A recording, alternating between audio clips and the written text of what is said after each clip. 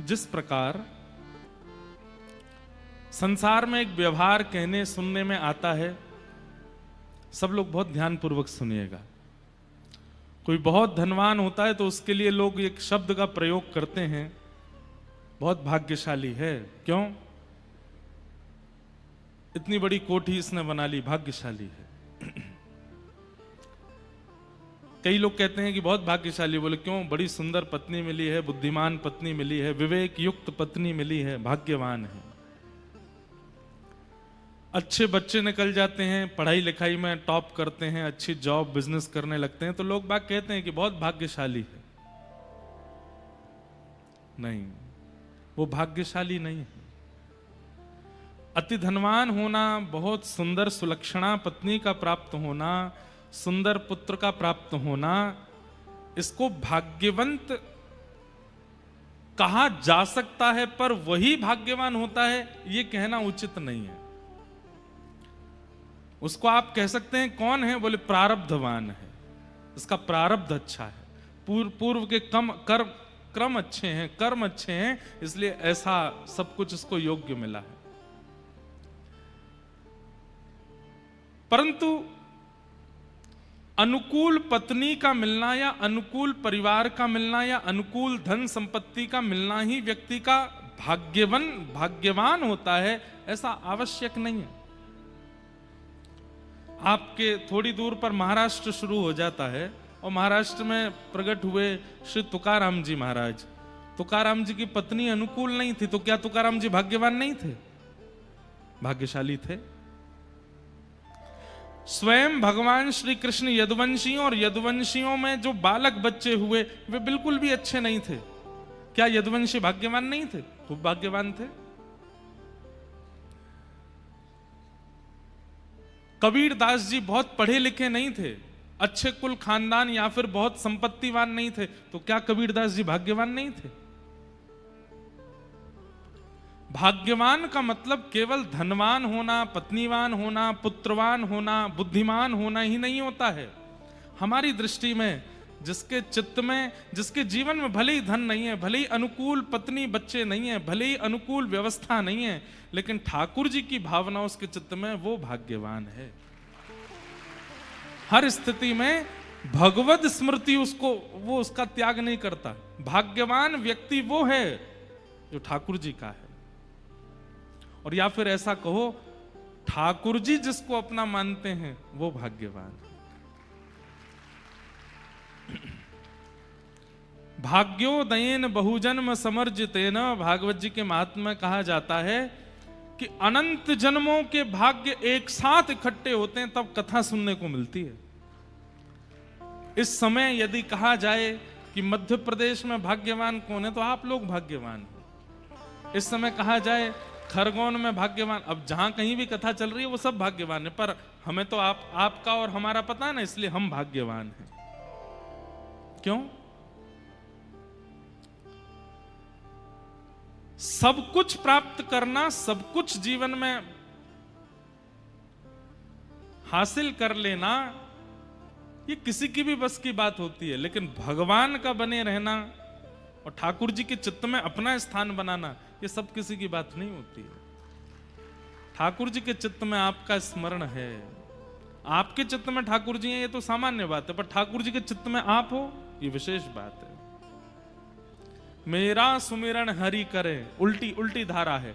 मैं सुमिरन हरि का नहीं करूं, मेरा सुमिरन हरि करे, मैं पावा विश्राम। ठाकुर जी मेरा स्मरण करते हैं। और ठाकुर जी किसका स्मरण करते हैं? जो भागवत है, जो भगवद है। इसलिए हम भाग्यवान हैं कि हमें कथा प्राप्त हुई है, क्योंकि कथा ही इस योग्य बनाती है कि ठाकुर जी की स्मृति में हम आवे, ठाकुर जी के स्मरण में हमारी गणना हो जाए। तुकाराम जी महाराज की पत्नी अनुकूल नहीं है, लेकिन तुकाराम जी का स्मरण ठाकुर जी करते हैं, इसलिए वो भाग्यवान है।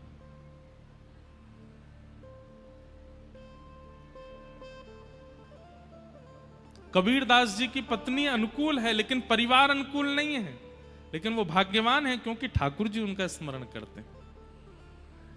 मीराबाई राजकुल में जन्मी हैं, मीराबाई का सब कुछ राजकुल राज युक्त है, लेकिन वो इसलिए भाग्यशाली हैं क्योंकि ठाकुर जी उनका स्मरण करते हैं। इसलिए आप भाग्यशाली और मैं भाग्यशाली, क्योंकि इतनी भयावह दुनिया की स्थिति होती जा रही है, फिर भी हम ठाकुर जी का स्मरण कर रहे हैं। ठाकुर जी हमारी स्मृति में हैं।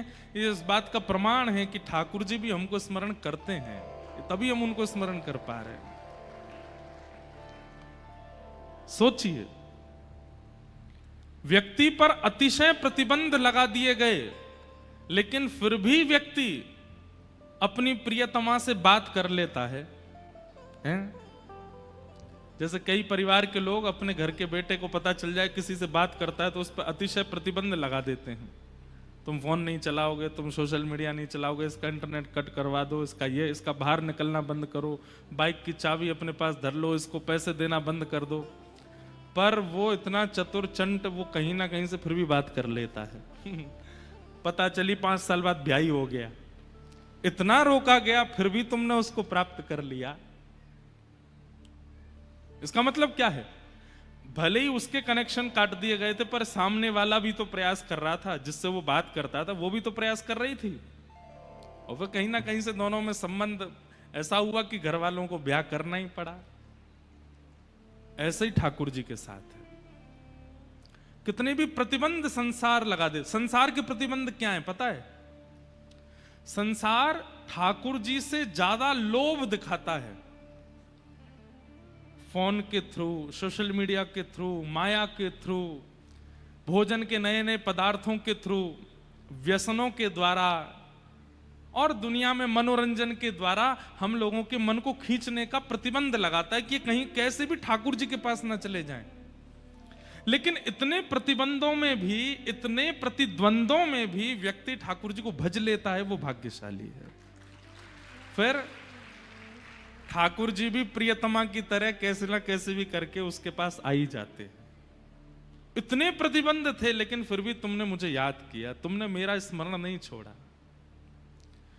आज ये कोई अतिशयोक्ति वाली बात नहीं है। आप लोग कथा सुन रहे हैं, आज की तारीख में बहुत कठिन है। कलयुग चरम पर नहीं आया है, पर चरम की राह पर है।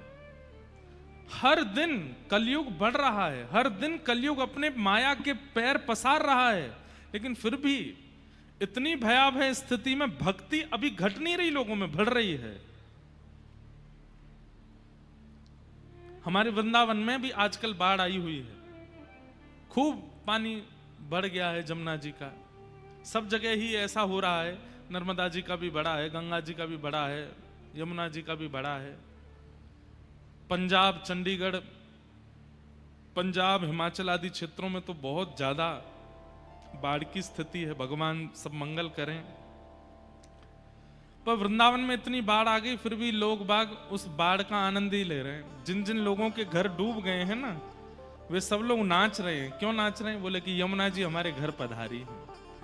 किसी के अतिथि आता है, किसी के अतिथि आता है, किसी के रिश्तेदार आते हैं, किसी के नातेदार आते हैं। हमारे घर तो साक्षात रसरानी पटरानी श्री यमुना जी आई, नाच रहे हैं, उत्सव मना रहे हैं वृंदावन में फ्लड का लोग। कितनी भयावह परिस्थिति है इस वक्त संसार की। हर दिन कलयुग हमको ग्रसित कर रहा है, लेकिन फिर भी हम कैसे भी छुप छुपा करके भजन कर ले रहे हैं, कथा सुन ले रहे हैं। हम भाग्यशाली। मेरा चिंतन यही सब चलता रहता है। नजर घुमा के देखिएगा पंडाल में, आज से 3-4 साल 5 साल पहले की कथाओं में वृद्धों की संख्या ज्यादा होती थी, आजकल युवाओं की संख्या ज्यादा है। और ये अच्छा संकेत है। आगामी 50 साल तो सब ठीक ही रहने वाला है। मैं तो एक बात कह देता हूं कथा में कि हम लोग बहुत सही समय पर जन्म ले रहे हैं, हम बहुत सही समय पर निपट लेंगे संसार से। हमारे बाद का समय बहुत खतरनाक होने वाला है। और हमारे बाद नहीं, लेकिन मैं इस बात को बहुत प्रमाणित रूप से कह रहा हूं, अगर हमारी उम्र 80 से ऊपर चली गई तो ये दुर्भाग्य होगा हमारा, क्योंकि 80 के बाद जो हम संसार देखेंगे वो बहुत खतरनाक होगा। इसलिए ठाकुर जी कृपा करें, जितनी भी आयु हो वो ऐसी कथा करते हुए निकल जाए, आपकी भी सुनते हुए निकल जाए। बस माया तो अपना काम करेगी, ये माया हमारा परिवार है, कलयुग हमारे परिवार है। और परिवार नहीं है, बताऊं कौन है कलयुग, कौन है, ध्यान से सुनो। हम लोग रेंट पे रह रहे हैं, किसके यहाँ, कलयुग के यहाँ। कलयुग के जैसे रेंट पे रहते हैं ना लोग, किसी के घर पे किराए पे रहते हैं, तो किराएदार जो होता है ना उसके बनाए नियम पालन करने पड़ते हैं। किराएदार कह देता रात में 10 बजे के बाद आओगे तो गेट नहीं खुलेगा। किराएदार कह देता जोर जोर से ऊपर उछलना नहीं, अगर छत में जबरा भी धमक आई तो देख लेना मैं इतना तुमसे जुर्माना ले लूंगा। किराएदार कहता है कहीं भी कील नहीं ठोकनी है। किराएदार कहता है मेरे घर में मांस मच्छी आदि ये सब नहीं बनता है, आपके यहाँ भी नहीं बनना चाहिए। किराएदार कहता है ऐसा नहीं गाना, ऐसा नहीं, सब कुछ होता है, किराएदार अपने नियम बनाते। पर हमारा कलयुग किराएदार बहुत विचित्र है। इसने क्या नियम बनाए, बोले 10 बजे सो गए तो घर से निकाल दूंगा, 1 बजे तक उठना ही पड़ेगा, 2 बजे तक उठना ही पड़ेगा। सुबह 4 बजे उठ करके अगर तुमने शंख बजाना शुरू किया तो देख लेना कितने बजे, 10 बजे से पहले उठना नहीं, सूर्य बिल्कुल चरम पर हो जाए तब तुमको उठना है। कथा भागवत संकीर्तनों में अगर मुझे पता चला कि तुम जा रहे हो तो तुम्हारे जीवन में बहुत उत्पीड़नाएं आ जाएंगी। नाम जब तिलक लगा करके घूमना शुरू कर दोगे तो तुम देख लेना तुम्हारा क्या हल करूंगा। कलयुग ने ये उल्टे नियम बना रखे हैं, पर हम लोग कलयुग से छुप छुपा करके कथा भी सुन लेते हैं, तिलक भी लगा लेते हैं, मंगला में उठ भी जाते हैं, जल्दी शयन भी कर जाते हैं, नृत्य करते हैं, उत्सव करते हैं, आनंद करते हैं। इसीलिए भक्तों को पीड़ा भी थोड़ी सी होती है। कई लोग कहते हैं मुझसे महाराज जी व्यसनी लोग बहुत प्रसन्न रहते हैं अपने जीवन में और हम भक्त लोगों को कहीं ना कहीं पीड़ा ज्यादा होती है। क्यों? क्योंकि व्यसनी व्यक्ति कौन है, बोले वो कलयुग के सारे नियम का पालन कर रहा है, इसलिए कलयुग किराएदार उससे बड़ा प्रसन्न है। और हम लोग कौन हैं, हम किराए पे तो कलयुग के यहाँ हैं लेकिन सारे उसके विपरीत पालन करते हैं, इसलिए कहीं ना कहीं एक व्यसनी व्यक्ति से थोड़े अधिक दुखी हम लोग होते हैं, इसलिए थोड़ा कठिनाई होती है। लेकिन करते रहो, बिल्कुल चिंता करने की जरूरत नहीं है। जो करते रहोगे भजन धीरे धीरे तो मिल जाएगा राधा रमण धीरे धीरे। अगर उनसे मिलने की दिल में तमन्ना, अगर उनसे मिलने की दिल में तमन्ना, दिल में तमन्ना, अगर उनसे मिलने की दिल में तमन्ना तो करते रहो यतन धीरे धीरे। जो करते रहो भजन धीरे धीरे तो मिल जाएगा राधा रमण धीरे धीरे। इसलिए आप लोग भाग्यशाली हैं, मैं भाग्यशाली हूं, क्योंकि इतनी कलयुग की अव्यवस्थाओं में भी हम लोग कथा सुन रहे हैं। हमारे यजमान परिवार इतना सब कुछ, इन्होंने इतनी सुंदर व्यवस्था, इतना सब कुछ व्यस्त, इतना अद्भुत कार्यक्रम कर रहे हैं, पूरे खरगोन को निमंत्रण दे रहे हैं, फिर भी इतने में भी मन भर नहीं रहा है। एक तो होता है ना बहुत कर लिया भाई, इतना ही ठीक है, इससे ज्यादा क्या। अब आज सुबह आए तो महाराज जी नौका विहार भी एक दिन करवा दो, एक दिन 56 भोग भी कर लो, एक दिन ये वाला उत्सव भी हो जाए, आप कोई और भी बता दो वो वाला उत्सव भी कर लेंगे। मतलब करने में मन में ये लग रहा है कि ये अभी बहुत नहीं है, अभी हमें और भी करना, और हो जाए तो अच्छा, और हो जाए तो अच्छा। ये अच्छा है, ऐसे विचार कलयुग में प्रकट होना, आज की परिस्थिति में प्रकट होना बहुत बड़ी बात है। नहीं तो कई लोग ऐसे होते हैं, कथा कराते हैं ना, वो पंडाल बनवा दिया, 10-15 हजार लोगों की बैठने की व्यवस्था कर दी, सबके भोग की व्यवस्था कर दी, महाराज जी को फ्लाइट से बुला लिया, सबकी रहने सहने की, इतना सोचते हैं यही बहुत है। इससे अधिक कई बार हम कह देते हैं कि भाई हमारा मन कर रहा है कि ये तिथि आ रही है, कोई उत्सव करना चाहिए। मान लीजिए श्रावण में कथा हुई तो हमने कि झूला उत्सव करना चाहिए। अब महाराज जी वैसे ही बहुत खर्चा हो गया और क्या करवाओगे तो ऐसे लोग भी मिलते हैं हमको। लेकिन ये अच्छी बात है कि इतने भयावह कलिकाल में भी आप सबकी इच्छा प्रकट हो रही है। ये प्रमाण है इस बात का कि आपकी इच्छा नहीं है, ये उनकी इच्छा है। ये वो चाहते हैं, वो चाह रहे हैं कि आप सुनो, इसलिए आप सुन रहे हो। कल हमने बड़े प्रेम और भाव से श्रीमद् भागवत जी के महात्मा का श्रवण किया। आज से हम लोग प्रथम स्कंद में प्रवेश करते हैं। जन्माद्यस्य यतोऽन्वयादितरतः चार्थे स्वविज्ञस्वराट् तेने ब्रह्म हृदय आदि कवये मुह्यन्ति यत्सूरयः तेजो वारि मृदां यथा विनिमयो यत्र त्रिशर्गो मृषा धाम्ना स्वेन सदा निरस्तकुहकं सत्यं परम धीमहि। भागवत जी के प्रारंभ में सत्य की वंदना की गई। देखिए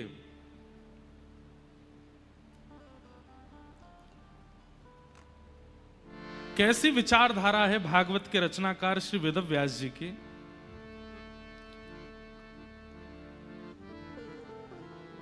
भागवत जी के पहले श्लोक में ऐसी भाव का वंदना की है, ऐसे भाव को वंदन किया है जिसको सब मानते हैं।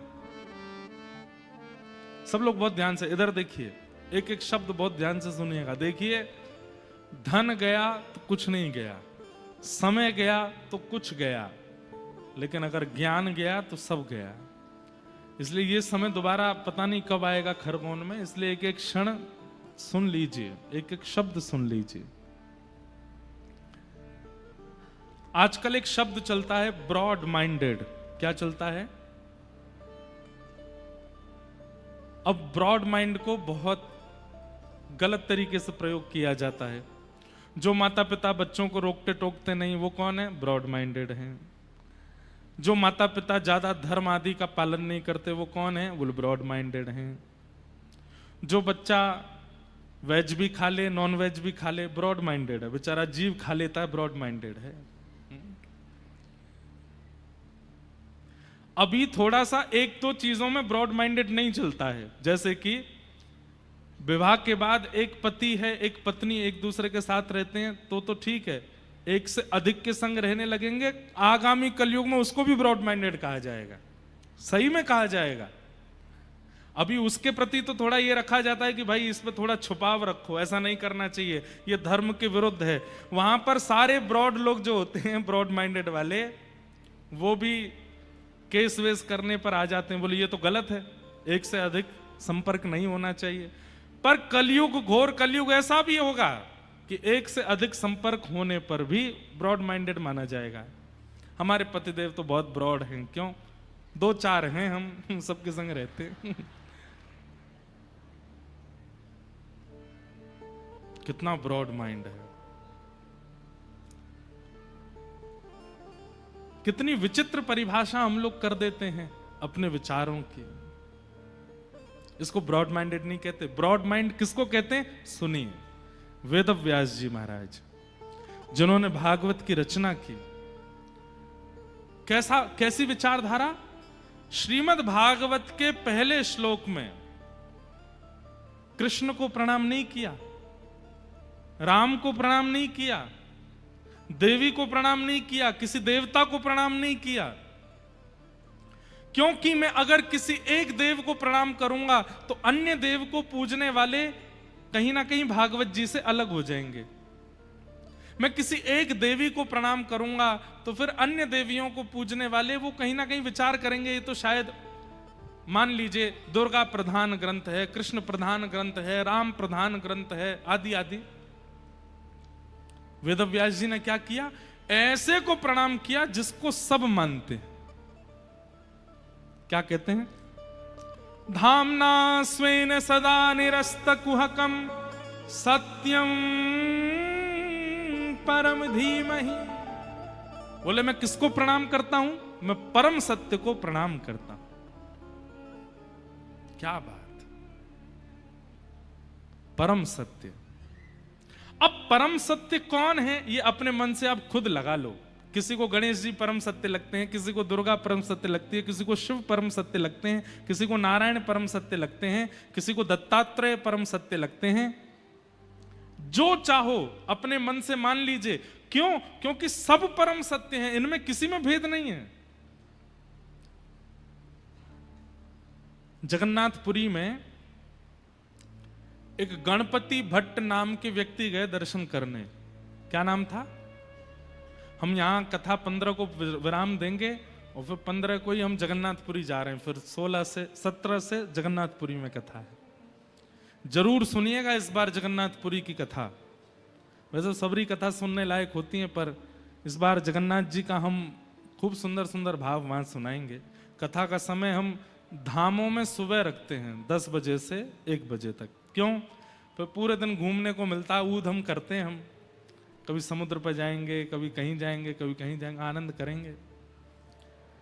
तो जगन्नाथपुरी में गणपति भट्ट नाम के एक व्यक्ति दर्शन करने के लिए गए। उनको किसी ने बोल दिया कि जगन्नाथपुरी में गणेश जी विराजमान हैं और वो गणेश जी के परम उपासक थे। इतने बड़े उपासक थे कि गणेश जी के अलावा किसी को देखते ही नहीं थे। इसको कहते हैं अनन्य उपासना। क्या कहते हैं? और देवता चित्त न धरहि, हनुमत से ही सर्व सुख करहि। इसी को कहते हैं अनन्य उपासना, केवल एक के रहना। तो गणपति भट्ट जी जो थे वो गणेश जी के बहुत बड़े उपासक, लेकिन किसी ने उनसे कह दिया विनोद में कि आप जगन्नाथपुरी चले जाओ, वहां पर गणेश जी का बहुत सुंदर विग्रह है। उस समय की बात है, सोशल मीडिया होते नहीं थे, लोग बागों का इतना संपर्क होता नहीं था, ट्रेन भी नहीं चलती थी, बैलगाड़ियों से सफर करते थे। बेचारे वो जगन्नाथपुरी आए तो जगन्नाथपुरी आकर के उनको पता चला कि मुझे तो किसी ने बहकावे में रखा है, यहां कोई गणेश जी नहीं है, यहां तो कृष्ण ही जगन्नाथ बन करके बैठा है। उनको इस बात का बड़ा दुख हुआ कि मेरा अब अनन्य प्रेम जो गणेश जी से है वो टूट जाएगा, क्योंकि मैं दूसरे देवता की सन्निधि में आ गया। समुद्र के तट पर बैठे थे, रो रहे थे, हे गणेश जी मुझसे नाराज मत होना, आप मुझसे दुखी मत हो जाना कि मैं दूसरे देवता के नगर में आ गया, दूसरे देवता का दर्शन करने, पर आप चिंता मत करना, मैं आ तो गया हूं जगन्नाथपुरी, पर मैं दर्शन नहीं करूंगा उनका, क्योंकि मैंने संकल्प लिया है कि आपके अलावा किसी को नहीं देखूंगा मैं।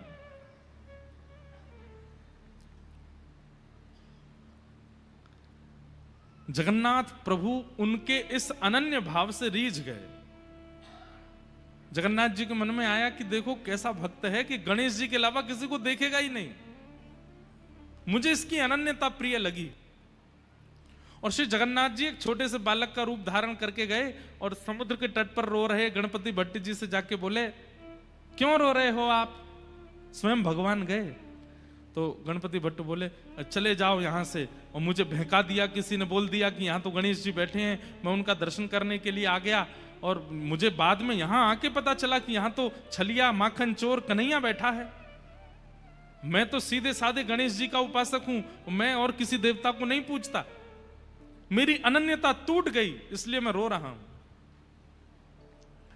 तो जगन्नाथ जी बालक के रूप में गए, उसको बोले, अरे भैया किसी ने नहीं बहकाया तुमको, तुम सही आए हो, यहां जगन्नाथ जी साक्षात गणेश ही हैं, और तुमको नहीं विश्वास होता तो एक बार मेरे साथ चल के दर्शन कर लो। नहीं नहीं, मैं दर्शन तो बिल्कुल नहीं करूंगा। क्यों? नगर में आके मेरी अनन्यता टूट गई, दर्शन कर लूंगा तो और अनन्यता टूट जाएगी, बिल्कुल नहीं जाऊंगा मैं। तो जगन्नाथ जी बोले, भैया देखो तुम अनन्य हो ना, गणेश जी के अनन्य भक्त हो? बोले हाँ। तो गणेश जी के सामने आने पर अगर तुम उनका दर्शन नहीं करोगे तो भी तो अनन्यता टूट जाएगी ना। मैं तुम्हें वचन देके कह रहा हूं कि जगन्नाथ जी गणेश जी हैं, और अगर तुम उनका दर्शन करने नहीं जाओगे तो भी तो तुम्हारी अनन्यता टूट जाएगी। अब तो गणपति भट्ट बोले, आपने तो मुझे अब दुविधा में डाल दिया, अब मैं क्या करूं? तो बालक बोला, एक काम करो, तुम आंख पे पट्टी बांध के चलो और जा करके उनका स्पर्श करके देख लेना। अगर लंबोदर, लंबा पेट अनुभव हो, लंबी सूंड अनुभव हो, लंबी कान हाथ में स्पर्श करने पर आ जाएं, पट्टी खोल के दर्शन कर लेना। सूंड, कान और उदर ये तो गणेश जी का ही है ना, ये और किसी का तो होगा नहीं। गणपति भट्ट बोले, बात तो ठीक है आपकी। अच्छा, प्राचीन हमने भी संभवतः 2008 या 9 की बात होगी और पुरानी बात होगी, उस काल में जगन्नाथ जी के भीतर गर्भगृह तक जाने की अनुमति तब भी थी। एक समय होता था दिन भर में हर दर्शनार्थी भीतर जाते थे और भीतर जाकर के जिस वेदी पर जगन्नाथ जी बैठे हैं उस वेदी की परिक्रमा करके निकलते थे बाहर। और उससे भी पुराने समय में, मतलब 1950 1960 के समय में लोगों को भीतर जाकर के जगन्नाथ जी को हृदय से लगाने का अधिकार भी था, स्पर्श करने का अधिकार था। वो तो फिर बाद में मुगल आक्रांता और कई हमारे हिंदू समाज के कई लोगों ने मंदिरों को अशुद्ध करना शुरू कर दिया, अपने भीतर जबरदस्ती मांस आदि लेके जाते और मंदिर में जाके फेंक देते थे अशुद्ध करने के लिए। इसलिए फिर आचार्यों ने अपरस की सेवा कर दी, बंद कर दिया, कोई और अंदर नहीं आएगा, केवल पुजारी जी जाएंगे। नहीं तो पहले सारे मंदिरों में सबको अधिकार था ठाकुर जी के सामने जाकर के स्पर्श करने का। इसलिए पुराने मंदिरों में आप देखेंगे आज भी दक्षिण में कई मंदिरों में मुख्य द्वार पर जल की व्यवस्था होती, सब लोग हाथ धोते हैं, पैर धोते हैं, अपने सिर पर छींटा मारते हैं, तब भीतर जाते हैं। क्यों? प्राचीन काल में सब बाहर से ही शुद्ध होके जाते, फिर ठाकुर जी का स्पर्श करते थे। बाद में फिर बंद हो गया। तो गणपति भट्ट आंखों पर पट्टी बांध करके पहुंच गए जगन्नाथ जी के पास। जैसे ही पहुंचे, ब्रह्म वेदी पर जगन्नाथ जी विशाल स्वरूप विराजमान हैं, भी ऊपर चढ़ करके सबसे पहले तो पेट पकड़ा, तो लंबोदर, बड़ा पेट है तो गणेश जी।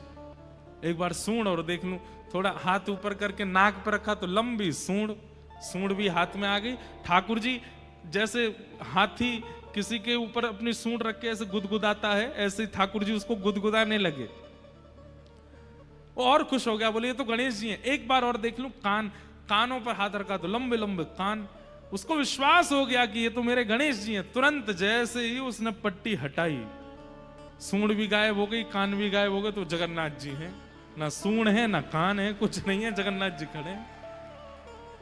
अब जगन्नाथ जी को देख करके वो तो घबरा गया, बोले अरे राम राम राम राम राम, अभी तो सूंड थी, कहां चली गई? फिर आंख पर हाथ रख के फिर से हाथ लगा के देखा तो फिर सूंड, और हाथ हटा के देखे तो सूंड है ही नहीं। इतना व्याकुल हो गया, रोने लगा, मेरी अनन्यता तोड़ दी, छलिया कन्हैया तुमने मेरी अनन्यता तोड़ दी। मैं आंख बंद करता हूं तो बहलूपिया बन जाते हो, खोलता हूं तो अपने रूप में आ जाते हो। प्रकट हो गए भगवान, हृदय से लगा लिया और गणपति भट्ट से कहा, ये भेद क्यों मानते हो? गणेश जी बड़े हैं, शंकर जी बड़े हैं, नारायण बड़े हैं, ये भेद क्यों करते हो? मेरे विलास अनेक हो सकते हैं, मुझे जब सृष्टि का संहार करना होता है तो मैं ही महादेव के रूप में आ जाता हूं। मुझे जब किसी के कार्य को पूर्ण सिद्ध करना होता है तो मैं ही गणपति बन जाता हूं। मुझे जब लोक संहार करना होता है तो मैं ही दुर्गा बन जाता हूं। और मुझे जब प्रेम उपासकों का प्रेम स्वीकार करना होता है तो मैं ही कृष्ण रूप में आ जाता हूं। ये मेरे ही विलास हैं, मुझ में और समस्त देवी देवताओं में कोई अंतर नहीं है, इसलिए भेद मत मानो। और उस दिन ठाकुर जी ने नियम ले लिया कि आज के बाद जगन्नाथपुरी में स्नान पूर्णिमा के दिन ठाकुर जी 108 कलशों से स्नान करते हैं और स्नान करने के बाद फिर गणेश जी का रूप धारण करते हैं। आज भी सूंड कान गणपति भट्ट की स्मृति में महाप्रभु जगन्नाथ जी का गजानन भेष होता है, हाथी बनते हैं ठाकुर जी गणपति भट्ट के लिए। ठाकुर जी से ज्यादा ब्रॉड माइंडेड कौन होगा? सबरे देवी देवता स्वयं ही हैं, लेकिन सबके अलग अलग रूप धारण करके सब में पूजन कराते हैं। वेदव्यास जी महाराज ने विचार किया, मैं किसी अन्य एक देव का अगर स्मरण करूंगा तो हम लोगों की विचारधारा में आएगा कि भागवत में सबसे पहले श्लोक में इस देवता की वंदना है, इसका मतलब ये देवता सबसे बड़े हैं, और हम बाकियों में भेद दृष्टि रखने लगेंगे। और दूसरी बात, जो अन्य देवी देवताओं के उपासक हैं वे लोग सोचेंगे कि ये तो कृष्ण का ग्रंथ है, हमको क्यों सुनना है, ये तो राम जी का ग्रंथ है, हमको क्यों सुनना है। और मैं तो कहूं हिंदू सनातनी धर्मावलंबी नहीं है, अन्य धर्म पंथों के भी अगर हैं तो वे लोग तो विचार करेंगे ये तो सनातनी धर्मों का है, हम लोग क्यों जाएं। हम लोग बाइबल पढ़ने वाले, कुरान पढ़ने वाले, हम भागवत जी के आश्रम में क्यों जाएं। इसलिए वेदव्यास जी ने विचार किया कि मैं ऐसी वंदना करूं कि जिसको सब पूजते हैं और सबका पूजनीय सत्य है। कुरान पढ़ने वाले भी सत्य को मानते हैं, बाइबल पढ़ने वाले भी सत्य को मानते हैं, बौद्ध धर्मावलंबी भी सत्य को मानते हैं, और हिंदू वैदिक सनातन धर्मी भी सत्य को मानते। और कहां तक कहूं, जो किसी धर्म को नहीं मानते उनको क्या बोलते हैं? जो किसी धर्म को नहीं मानते उनको क्या बोलते हैं? क्या बोलते हैं? नास्तिक। अंग्रेजी में क्या बोलते हैं? हाँ, एथिस्ट, नास्तिक, एथिस्ट। जो नास्तिक है वो भी सत्य को मानता है। जो किसी देवता को पूजता नहीं है, जो किसी धर्म का पालन नहीं करता, वो भी सत्य का वंदन करता है।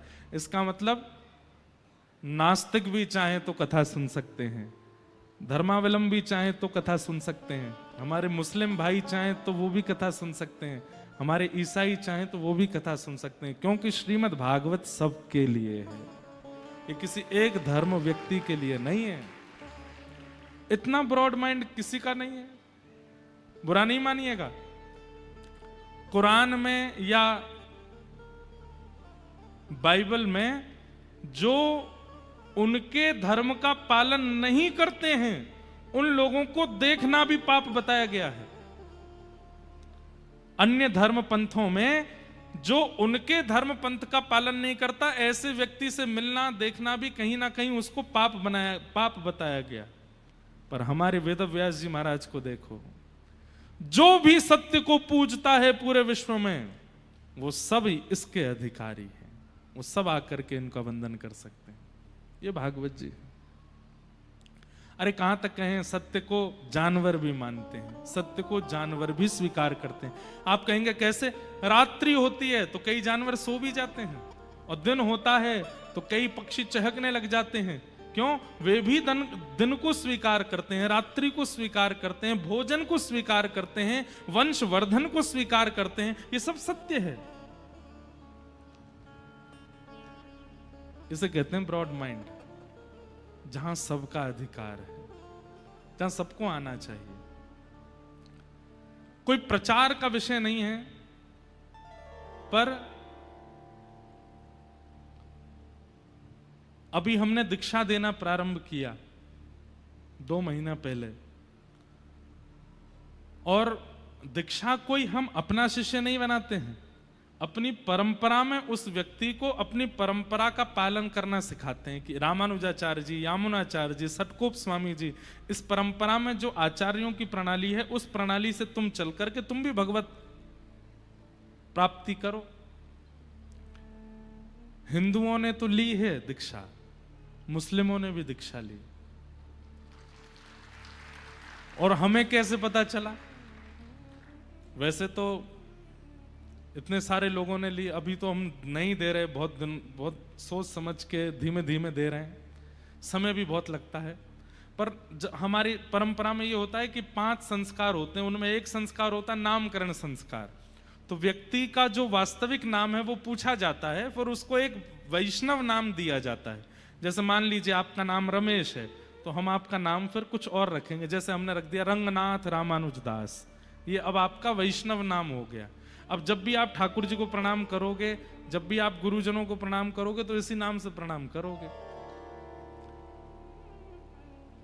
तो हमने पूछा भाई तुम्हारा नाम क्या है, तो उसने नाम बताया अपना, पता नहीं क्या, मैं तो नाम भूल ही गया असली नाम क्या था, पर नाम कोई मुस्लिम थे। सुन करके मैं आश्चर्यचकित, मैंने भैया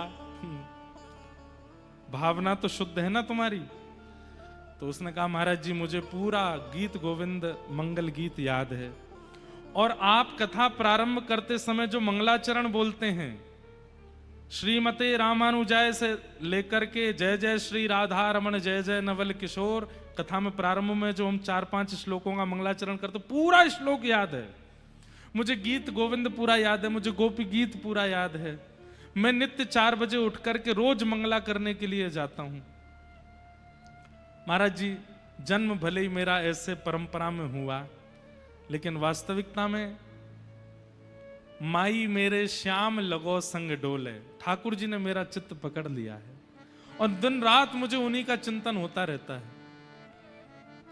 हमारे घर में कई लोग हमारे पंथ के पालन करते हैं, लेकिन मेरा चित्त वृत्ति तो ठाकुर, मेरी रसोई भी अलग है, मेरे बर्तन भी अलग हैं, मेरा भोजन पानी भी अलग है, और मेरे दिनचर्या भी अलग है।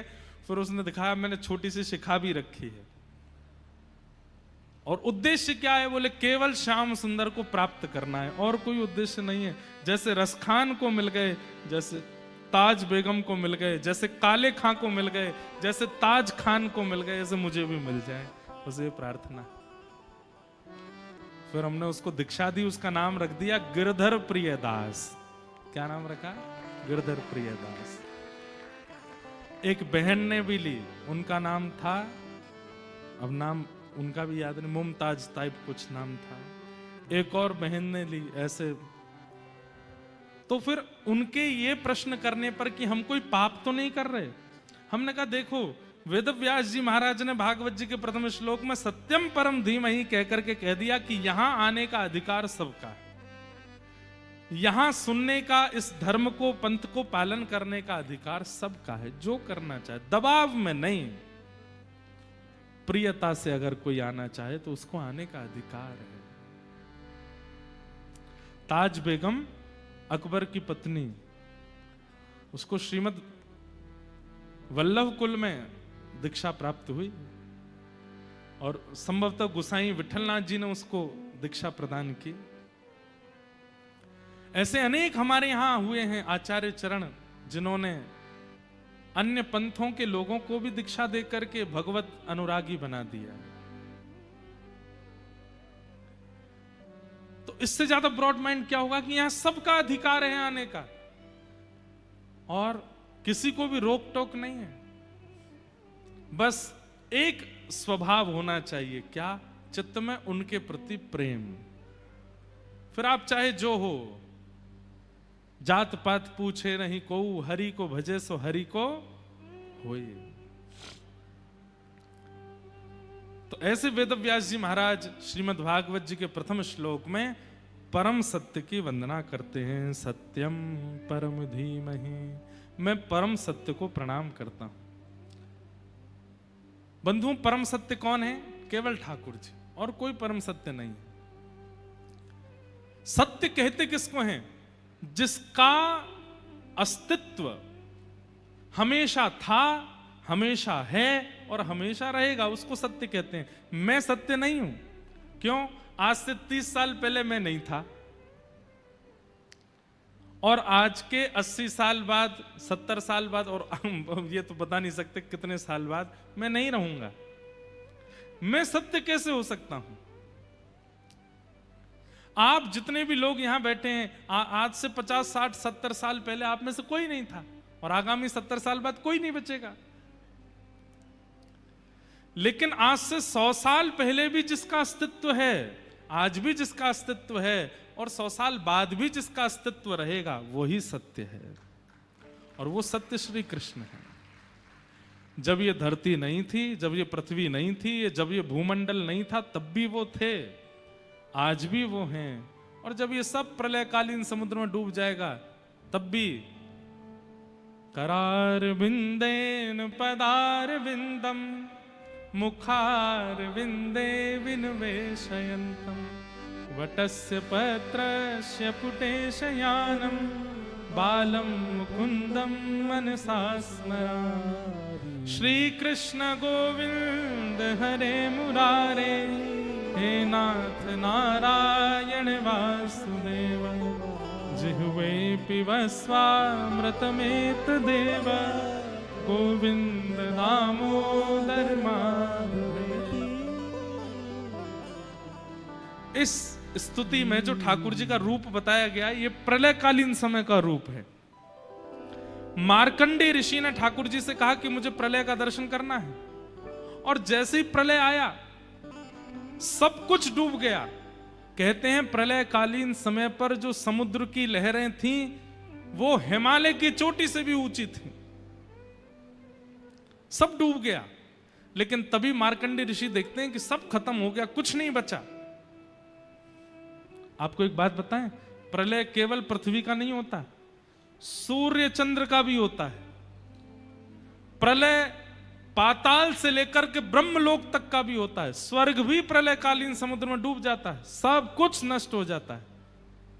केवल एक वैकुंठ लोक बचता है, एक गोलोक धाम बचता है, जिसको कई लोग वैकुंठ कहते हैं, कृष्ण उपासक गोलोक धाम कहते हैं, नारायण उपासक वैकुंठ कहते हैं, राम उपासक साकेत कहते हैं। बस वो बचता है और कुछ नहीं है। मार्कंडेय ऋषि ने देखा सूर्य चंद्र सब डूब गए, कुछ नहीं बचा। तभी क्या देखते हैं, चारों तरफ पानी पानी पानी पानी। तभी एक वट वृक्ष का पत्ता बहता हुआ आता है, और उस पत्ते पर छोटे से गोपाल जी करार विंदे अपने हाथों से, करार विंदेन पदार विंदम, अपने एक पैर को पकड़ा हुआ है और उस पैर के अंगूठे को अपने मुख में लेकर के ठाकुर जी चूस रहे हैं। वटस्य पत्रस्य पुटे शयानम बालम मुकुंदम मनसा स्मरामि। सब कुछ नष्ट होने के बाद भी बाल मुकुंद ऐसे दिखाई देते हैं। तब मार्कंडेय ऋषि कहते हैं कि परम सत्य कौन है? आप ही परम सत्य हो, क्योंकि आप हमेशा थे, हमेशा हो, हमेशा रहोगे। ऐसे परम सत्य को हम बारंबार वंदन करते हैं। सत्यम परम धीमहि। श्रीमद् भागवत के प्रथम श्लोक में सत्य को वंदन किया। श्रीमद् भागवत के द्वितीय श्लोक में 4 बातें बताई, विषय, अधिकारी, संबंध और प्रयोजन। ये चारों बातें सुनना आप सबके लिए बहुत अनिवार्य है। श्रीमद् भागवत का विषय क्या है, श्रीमद् भागवत का अधिकारी कौन है, श्रीमद् भागवत का संबंध क्या है और श्रीमद् भागवत का प्रयोजन क्या है। ध्यान से सुनो। कि धर्म प्रोजित कई तवोत्र परमो निर्मत सराणाम सताम वैद्यम वास्तवमत्र वस्तु शिवदं तापत्रयोन्मूलनम्। श्रीमद्भागवते महामुनिकृते किं वा परैरीश्वरः सद्यो हृद्यवरुध्यते त्रिकृतिभिः शुश्रूषुभिस्तत्क्षणात्। सबसे पहला, श्रीमद् भागवत का विषय क्या है? तो कहते हैं धर्म प्रौजित कई तवोत्र परमो। सुनने वाले के चित्त में परम धर्म की इच्छा प्रकट होना, यह भागवत का विषय है। आप कहेंगे परम धर्म किसे कहते हैं? जब तक आपको अपने शरीर की चिंता है और उस शरीर की चिंता के लिए आप कर्म करते हो, वो धर्म कहलाता है। लेकिन जिस दिन आपको शरीर के भीतर बैठे हुए आत्मा की चिंता होने लग जाती है और उसके कल्याण के लिए आप कर्म करते हो, उसको परम धर्म कहते हैं। समझ में आई बात? इससे ज्यादा सिंपल इसकी डेफिनेशन नहीं हो सकती। धर्म और परम धर्म। आपको शरीर की चिंता है, तो आप सुबह जल्दी उठते हो, जल्दी उठना धर्म है। आपको शरीर की चिंता है तो आप शुद्ध भोजन करते हो, यह धर्म है। आपको शरीर की चिंता है इसलिए आप गृहस्थाश्रम में प्रवेश करते हो, यह धर्म है। इस शरीर से कुछ गलत ना हो जाए इसलिए आप अपनी क्रियाओं को शुद्ध करते हो, यह धर्म है। आपके शरीर के किसी गलत काम को होने से संसार आपकी निंदा करेगा इसलिए आप अच्छी अच्छी क्रियाएं करते हो, यह धर्म है। मान, प्रतिष्ठा, यश, वैभव, कीर्ति, धन, संपत्ति आदि कमाते हो, यह सब धर्म है, क्योंकि शरीर प्रधान है।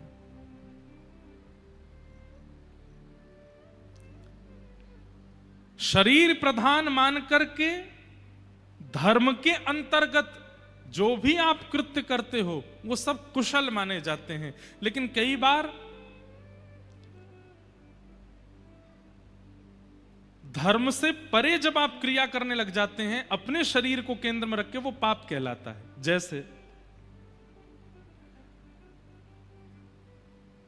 10 बजे से लेकर के और 12 बजे तक के बीच में आपको सो ही जाना चाहिए।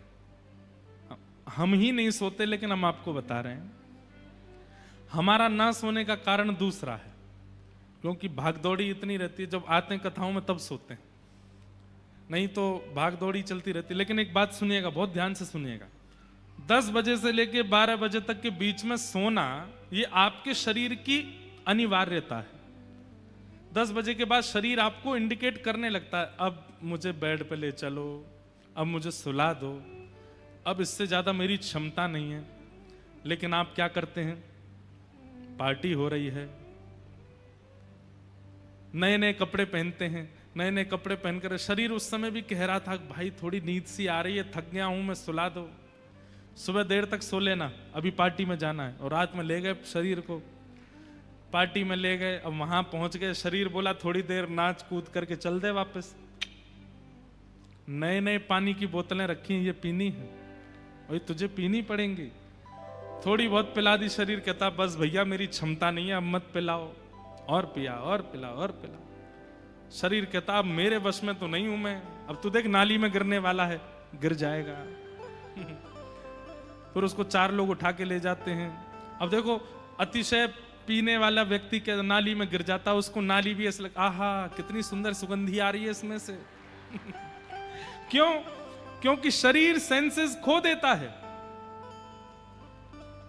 सुगंधी लेने का सेंस चला जाता है, अच्छे बुरे का सेंस चला जाता है।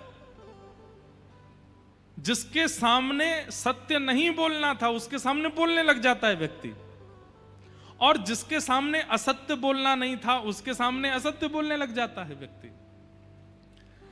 कई बार तो माताजी ही पत्नी लगने लग जाती हैं, पिताजी मित्र लगने लग जाते हैं, उन्हीं से गलत व्यवहार। क्यों? शरीर वो नहीं चाहता था, आपने जबरदस्ती उससे करवाया।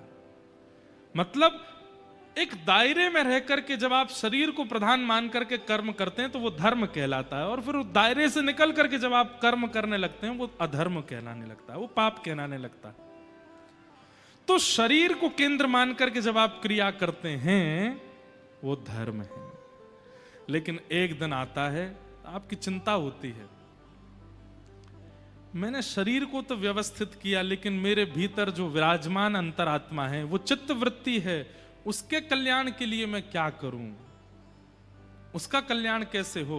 और उसकी कल्याण की भावना जिस दिन से प्रारंभ हो जाती है तब उसको परम धर्म कहते हैं, वो परम धर्म कहलाता है। स्वामी विवेकानंद वो धार्मिक नहीं थे, वो परम धार्मिक थे। क्यों? अच्छा एक परिभाषा और सुनो, धार्मिक व्यक्ति जो होता है वो केवल अपने कल्याण तक रहता है, पर परम धर्मावलंबी व्यक्ति जो होता है वो अपना तो कल्याण करता ही है, अपने साथ साथ समूह का भी कल्याण कर देता है, वो परम धर्म कहलाता है। समझ में आई बात? परम धर्म की 2 परिभाषाएं मान लीजिएगा। पहली परिभाषा अपने चित्तवृत्ति का कल्याण, और परम धर्म की दूसरी परिभाषा अपने साथ साथ अनेकों का कल्याण। ये 2 भावनाएं जिसके चित्त में प्रकट हो जाएं वो परम धर्मावलंबी है। और ये दो भावनाएं प्रकट करवाना ये भागवत जी का विषय है। समझ में आई बात? नहीं, ताली कोई प्रमाण थोड़ी है इस बात का कि समझ में आ गई बात। कई लोग तो ऐसे हैं, वो नीचे देखते रहते हैं, पता चली बगल वाले ताली, हाँ हाँ वाह बहुत अच्छे, सब ने ताली हो जाए तो हम भी बजा दें।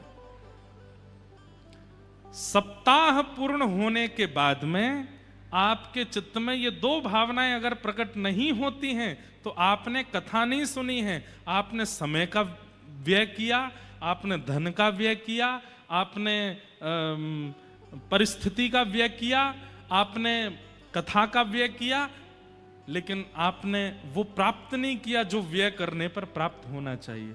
तो कथा पूर्ण हो उस दिन के बाद ये दो भावनाएं चित्त में आनी चाहिए। पहला स्वतः के चित्त वृत्ति का कल्याण, और दूसरा अपने साथ साथ अनेकों का कल्याण।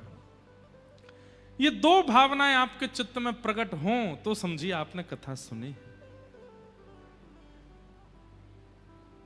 हमारे श्रीमद् रामानुजाचार्य जी महाराज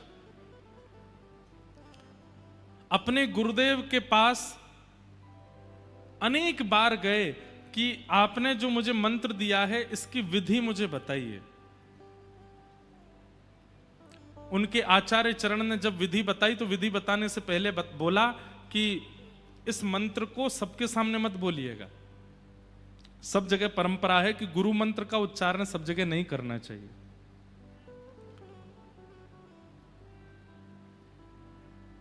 गुरु मंत्र सबको नहीं बताना चाहिए।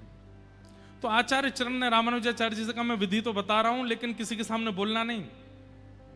बोले ठीक है।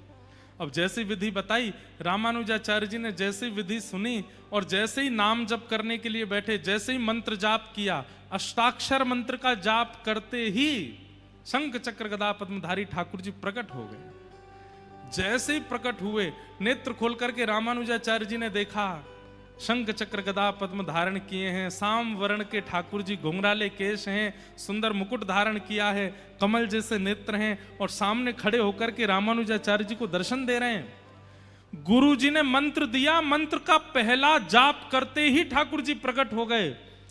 रामानुजाचार्य जी ने तुरंत अपनी माला को किनारे रखा, ठाकुर जी को प्रणाम किया और दौड़ करके मंदिर के शिखर पर चढ़ गए और शिखर पर चढ़ के मुख पर हाथ रख के जो गुरु मंत्र गुरु जी ने दिया था पूरी दुनिया में चिल्ला चिल्ला करके सुनाने लगे सबको। गुरु जी दौड़ करके आए, हे रामानुजाचार्य ये क्या कर रहे हो? मैंने मना किया था कि मंत्र उच्चारण नहीं करना है, किसी को नहीं सुनाना है, नरक जाना पड़ेगा तुमको, गुरु अवज्ञा करते हो। रामानुजाचार्य जी नीचे उतर के आए, गुरुदेव के चरणों में प्रणाम करके कहा, हे नाथ, आपने जैसे ही मुझे मंत्र दिया, मंत्र उच्चारण करते ही मुझे ठाकुर जी का अनुभव हो गया, तो मैंने मन में विचार किया कि जिस मंत्र को प्राप्त करते ही ठाकुर जी का दर्शन हो जाता है वो मंत्र गुप्त नहीं रखना चाहिए, वो तो सबको बता देना चाहिए। वो मंत्र मैं गोपनीय कैसे रख सकता हूं जिस मंत्र से ठाकुर जी प्राप्त होते हो? क्षमा करें गुरुदेव। गुरु जी बोले तुमको नरक जाना पड़ेगा। रामानुजाचार्य जी बोले एक नरक चला जाएगा लेकिन अनेक तो ठाकुर जी के पास जाएंगे ना, तो भी मुझे स्वीकार है। मैं चला जाऊंगा लेकिन इतनों को ठाकुर जी प्राप्त होने चाहिए। मेरे नरक जाने से और मेरे मंत्र बोलने से अलग अगर अनेकों का उद्धार हो रहा है तो मुझे नरक जाना स्वीकार है। इसे कहते हैं परम धर्म। क्या कहते हैं? परम धर्म। समझ में आ रही है बात? अब देखो एक बात हम स्पष्ट कर दें, भले ही यहाँ हजारों की भीड़ हो जाए, आज तो दूसरा ही दिन है, कल से तो यहाँ जगह ही नहीं बचेगी, परसों तो यहाँ क्या ही हाल होगा, लेकिन भले ही कितनी भी भीड़ आ जाए, हम एक बात प्रमाणित रूप से कह सकते हैं कि कथा समझ में बहुत कम लोगों को ही आती है। भीड़ भले ही बहुत आ जाए और हो सकता है आगे वालों को नहीं आ रही हो, पीछे वाला सुन करके अपने आप को परिवर्तित कर जाएगा। इसलिए प्रयास कीजिए कि जो कुछ लोगों को समझ में आने वाली उन कुछ में आप जरूर हो। रोज इसी भावना से आया कीजिए कथा में कि 5000 की पब्लिक में 5 ही बदलने वाले हैं, उन 5 में मैं होना चाहिए, मुझे परिवर्तन लाना है। अगर ये सब सोच के आएंगे तो 5000 ही परिवर्तित हो जाएंगे। समझिए कथा का उद्देश्य क्या है? आपको धार्मिक बनाना नहीं, आपको परम धार्मिक बनाना। लेकिन आजकल एक और दुविधा आ गई है, और उस दुविधा का नाम है सोशल मीडिया। सोशल मीडिया पता कैसा हो गया है? पड़े पड़े कुछ पी रहे हैं, चाय कॉफी रील देख रहे हैं, तभी पता चली कि इस प्रकार की बातें बोलने से लोग फॉलो करते हैं।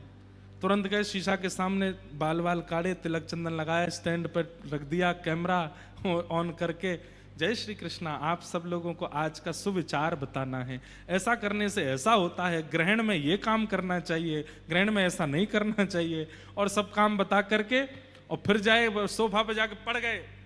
कितने लोगों ने देखा, कितने खुद ग्रहण में कुछ नहीं किया पूरी दुनिया को बता दिया।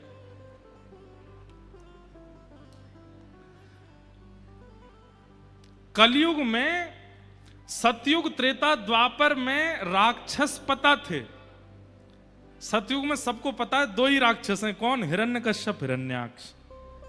त्रेता में सबको पता है दो ही राक्षस हैं, रावण, कुंभकर्ण। द्वापर में सबको पता है कंस, शिशुपाल, दंतवक्र, दो चार ही राक्षस हैं। पर कलयुग में आपने देखा किसी राक्षस का नाम नहीं बताया। जय विजय को श्राप लगा कि तुम दोनों राक्षस बनोगे, और 3 युग में राक्षस बनोगे। क्यों? सनत कुमारों ने जब उनको श्राप दिया तो ये चौथा युग क्यों छोड़ दिया? बोले क्योंकि 3 युगों में तो मानव मानव होंगे, लेकिन कलयुग में मानव ही राक्षस बन जाएगा। हम एक बात कह दें तो कोई इसमें अतिशयोक्ति नहीं। अगर रावण, कुंभकर्ण, दंतवक्र, शिशुपाल, हिरण्यकश्यप, हिरण्याक्ष, अगर ये 6 के 6 कलयुग में प्रकट हो जाएं, तो ये कलयुगी मानवों से ज्यादा सुधरे हुए होंगे। कलयुगी मानव तो इनसे भी ज्यादा खतरनाक हैं। कलयुगी मानव, और आप सब इस बात पर एग्री करेंगे,